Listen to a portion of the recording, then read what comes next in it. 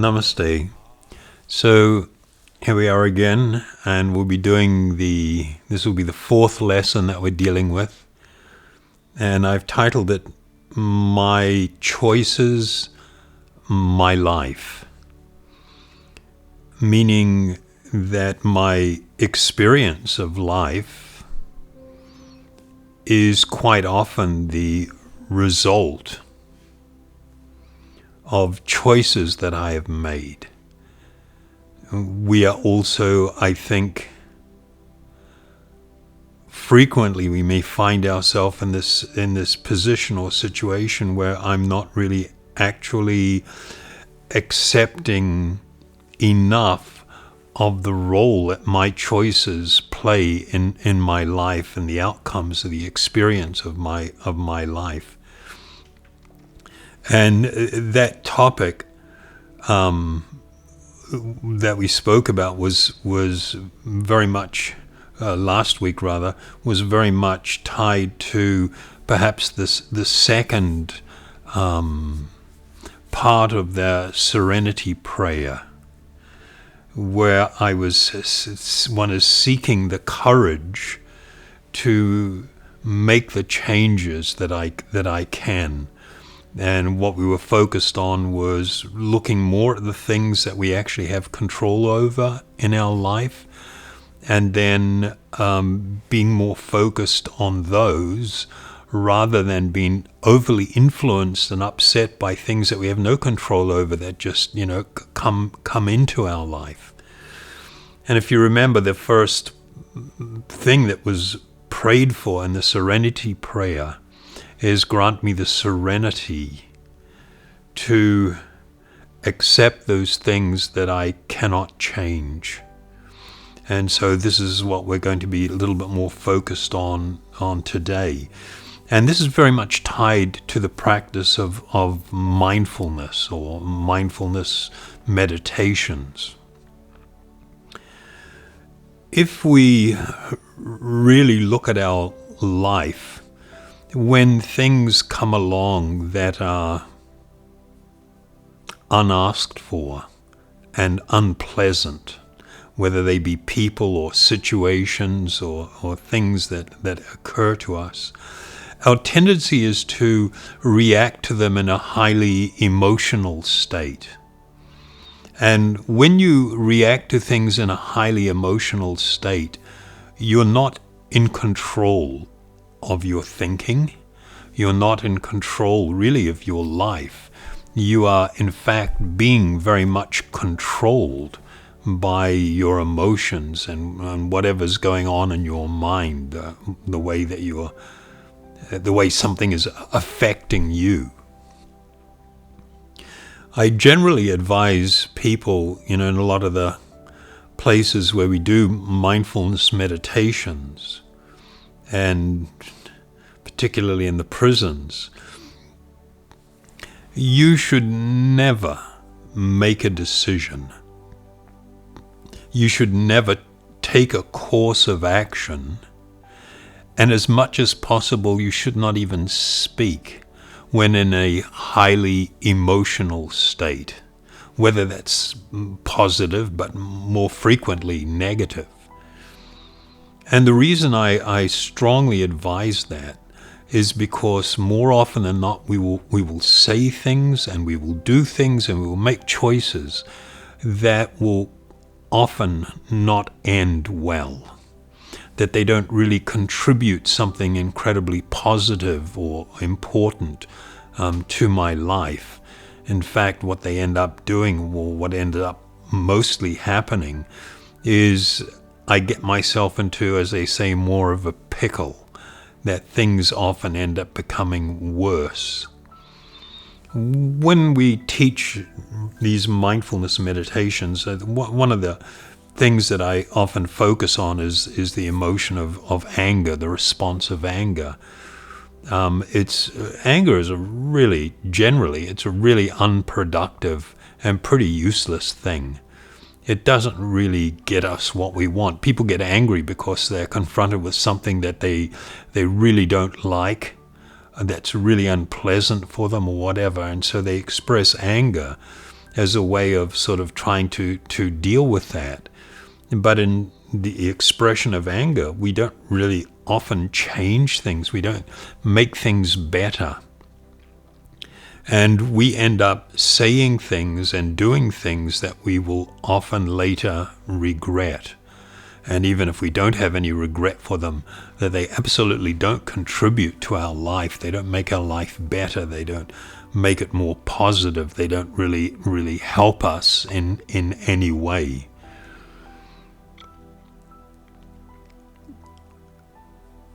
In order for you to not have any emotional reaction to things, it requires quite a lot of training, and it requires a big shift in your foundational paradigm of life, of how you see yourself and how you see others and how you see things. And the way in which I ask people to try and deal with these things is that when they feel some sort of emotional response coming on to things, is you've got to learn to hit the pause button. You've got to take a time out. You need to step back from things. You need to say to the person, if you're in a confrontation with someone, look, I can't deal with this right now. I'm being overwhelmed here. The response I give you is not going to be helpful. It's not going to make your life better or my life better. I need to take a time out. I need to calm down, and then we'll come back and deal with this. And usually what I advise people is you can go for a bit of a walk. You can take a few deep breaths. You can do a little meditation. And in doing that, you should wait until you have come back to a platform of actual stability. You've really totally calmed down. And then in that condition, your first thought should be, well, what is the outcome that you are seeking in dealing with this? What's the outcome that you would like to see? What is the most ideal outcome? And then think, perhaps, is that outcome actually possible, or is it practical? But what is the outcome that I seek? And then think, so how am I going to get to that place? How should I respond? What should I say? What actions can I take that's going to bring me closer to that desirable outcome? And once I've sort of figured that one out, then to go back and re-engage with someone with the understanding and making a promise to yourself and asking the other person, look, if this gets heated again, let's just stop it, and I need to take a time out. But we need to deal with this. We have to get through this so that our life can become better. And then engaging with them, ask them, well, what's the outcome that you're seeking? I know that you're upset by this, but what's the outcome? And you begin to engage in a dialogue where you're seeking to solve a problem, you're seeking to address something in a practical way, and to say and do things that actually produce some sort of reasonably acceptable outcome, if not really good outcome. This is possible in all situations, but it actually requires practice. Most of the time we've become very overwhelmed. We tend to be overwhelmed by our emotional responses to things. Our mind sort of kicks into high gear. You've got, adrenaline pumped into your body. You've got all this, maybe a whole load of baggage of, past hurt or something that you're bringing with you and dealing with this particular person or situation or similar things. And now that all comes to the forefront, and you're dealing with the other person, not just with that current situation, but with all this baggage involved. And so it's really going to be a little bit of a process to really learn how to hit that pause button of yourself first, to ask, I should not go there. Don't go there. Don't say this. Don't deal with this right now. I need to calm down and figure out what is the best way to respond to things. When I think of that in relation to the serenity prayer, and the first part of it, grant me the serenity to change the things that I can. There are so many things that actually we have the ability to bring change to, in relation to how we take things, how we experience things, how we experience other people and different situations. That's something that we need to be totally in control of. But if we're not in that serene space, if we're not in that calm space, if we're overly agitated or excited or overly emotional, then we're not going to be able to seek to make the change that is going to be required. We are not going to be able to accept things for what they are. We mentioned in the last talk that we have this tendency to get so overwhelmed by things that come to us, and then want to change the way that person spoke to me, the way that person dealt with something, or the way something arose. I want to change all the externals, but I put little or no thought into changing how I'm taking it, how I'm viewing it, and how I'm now going to respond to it, and how I can seek to change the things that are still within my control. And so this is like a huge thing, and it potentially could be one of the things that has more effect on your life than almost anything else, in terms of being able to really process things and become more conscious about what it is that comes out of your mouth, how your mind processes things. The reason, and this now we're going to look at a spiritual underpinning.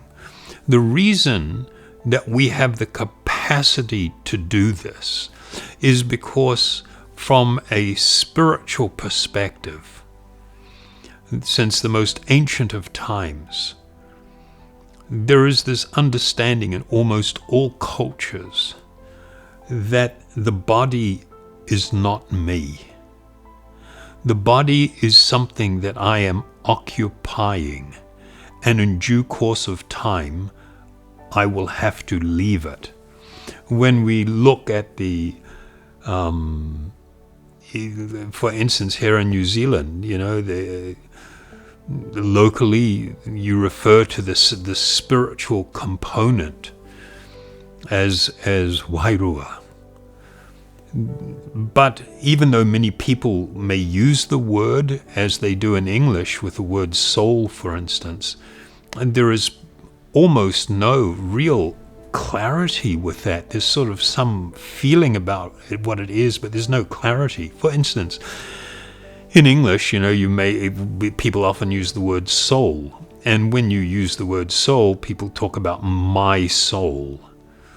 And of course, the big question is, well, if you have a soul, then who are you that is the possessor of that soul, and what exactly is a soul? And if I really think about that, contemplate on that for a little while, it's kind of shocking, because I realize that I'm very much in this mode of talking about something that's actually really important, significant, in a somewhat almost superficial and mechanical way. I think one of the reasons that we have such success in the prisons and the women's shelters is because my feeling, and of course some people may have some objection to this, and that's okay, but try to understand it in the spirit that I'm speaking of it. When we talk about psychology, the fundamental paradigm is there is a body and there is a mind. And the mind can have an effect on the body as the body can also have an effect on the mind. And the attempt to deal with some of the mental issues are done in what I would refer to, and I don't mean to refer to it in a demeaning way or anything, is but a two-dimensional paradigm. Whereas what I'm promoting is more of what I refer to as a three-dimensional paradigm. You have the body, you have the mind, and you have the spiritual being, the actual self who is occupying and utilizing both the body and the mind. And from the ancient Vedic perspective, what happens is that in most of our lives, we lose complete sight of and any kind of reference to or awareness of this self. And I become overwhelmed by things that are occurring physically and mentally without this actual appreciation of this deeper spiritual reality of myself, the actual self as being an eternal spiritual being. And if I embrace that idea, then it makes a lot of sense. It's completely logical, and it becomes completely practical to embrace the idea that I don't have to go with the flow with everything that happens in my mind. Just because my mind is heading in a certain direction, just because my emotions are aroused in a certain way and I'm having both a psychological and a physiological response to something, that has to be, that I have to completely surrender to that and go along with it. The reality is that I do have some power.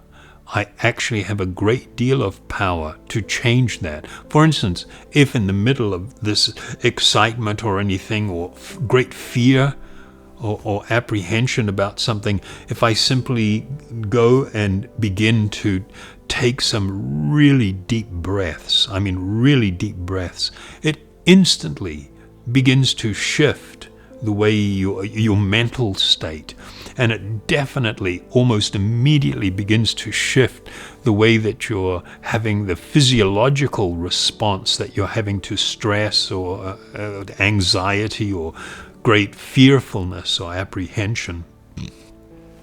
So in relation to what we're speaking about today, the more that I am sort of like aware and in touch with this deeper spiritual reality, my actual deeper spiritual being, the more I become empowered to step back from the brink of this, these heightened emotional states.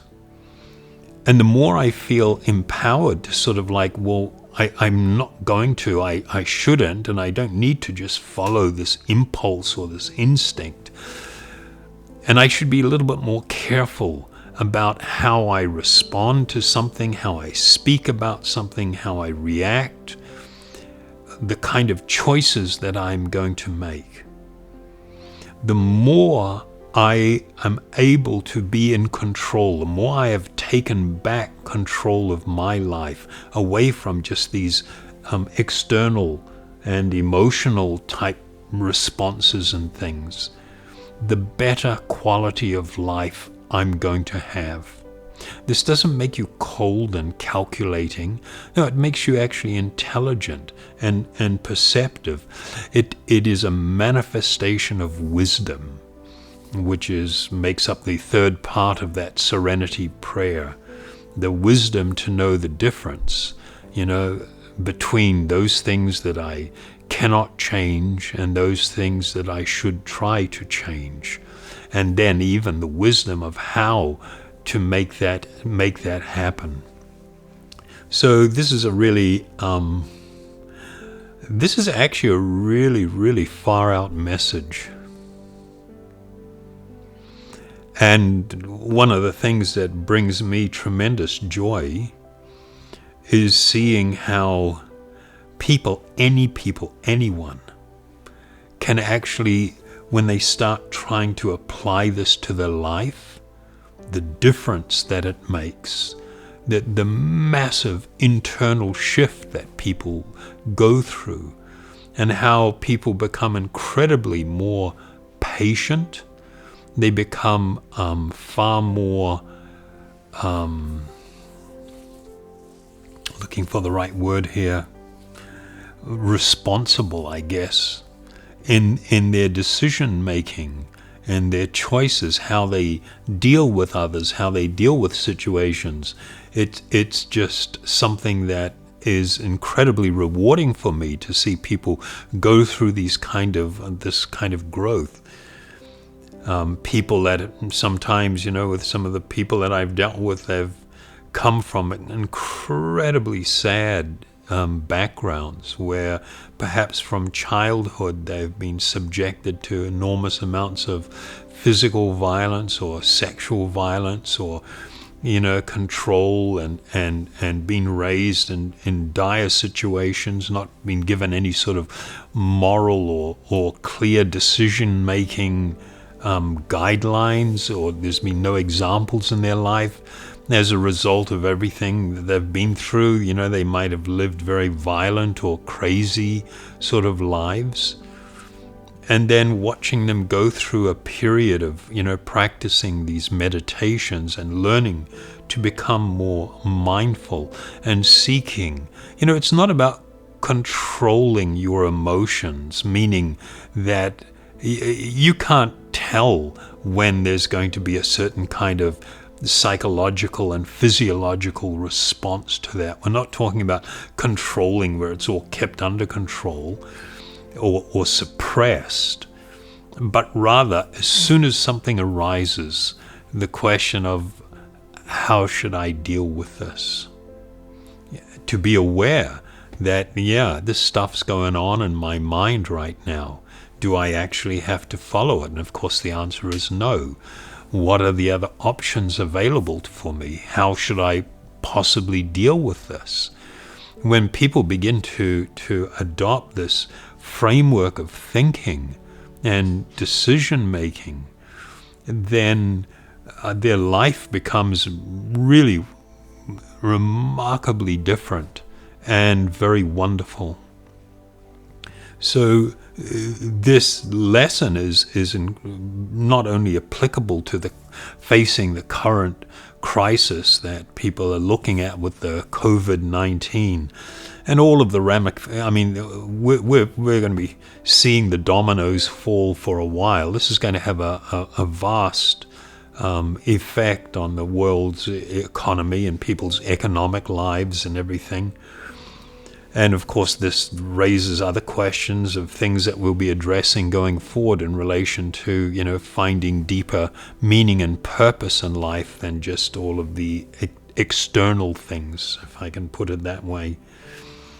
So this lesson is not only just applicable to the current situation that we're all facing, but it's really deeply important for our lives as a whole. And the more that I can learn this type of living, this more conscious decision making choices that produce really good outcomes, and being more thoughtful of the longer term rather than just the immediate response to things, the better person I will become, the happier I will become, more peaceful I will become, and the greater influence I will have on those that I'm connected to, and particularly for people that we should be guiding, like our children or our partners in life, our friends, our parents, anybody. We can learn how to live a better life and how to be a better influence on others and help them also come to live a better quality of life. So in ending this, I'll just ask you to join me for a few moments. You'll be hearing one of these spiritual sound vibrations, this wonderful mantra, Hari Bol Nitai Gaur, and just take it in and bathe your intellect, bathe your heart in this sound, and think about what we've been talking about. Consider it deeply and how you can move forward in your life. Thank you very, very much. Hari Bol.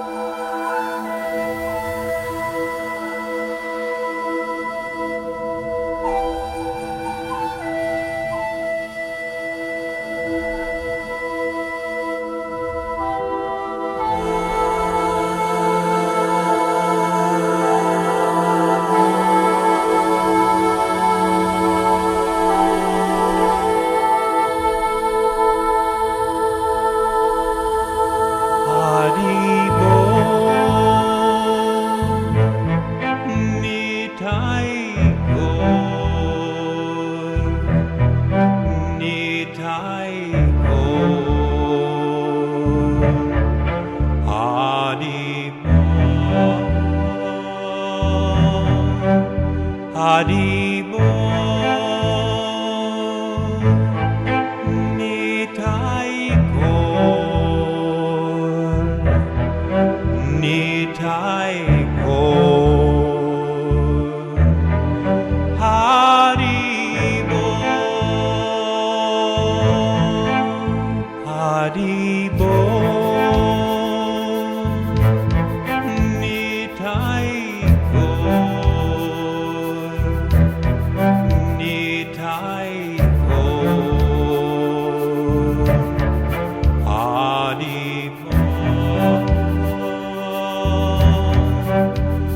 Hari Bol Nitai Gaur Nitai Gaur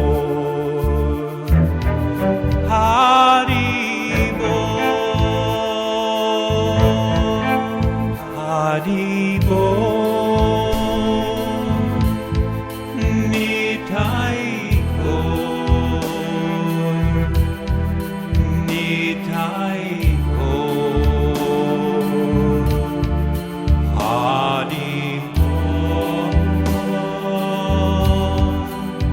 Hari Bol Nitai Gaur Nitai Gaur Hari Bol Hari Bol Nitai Nitai Gaur Hari Bol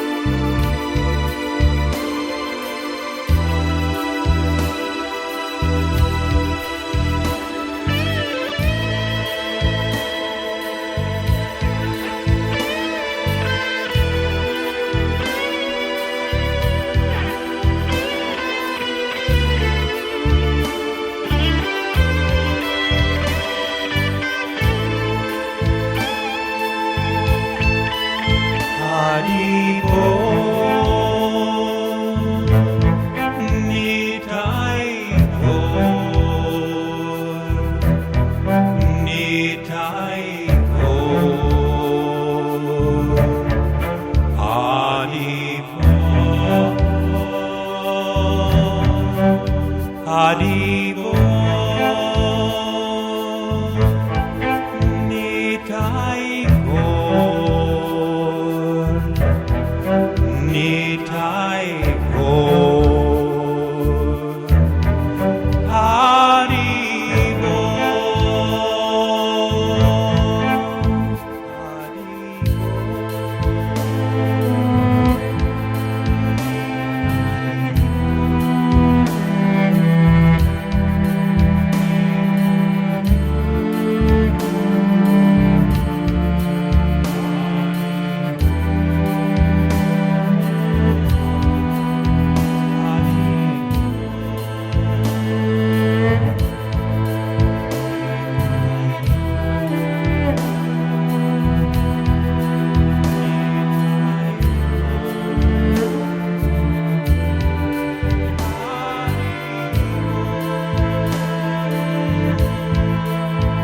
Haribo, Nitai Gaur, Nitai Gaur, Haribo, Haribo.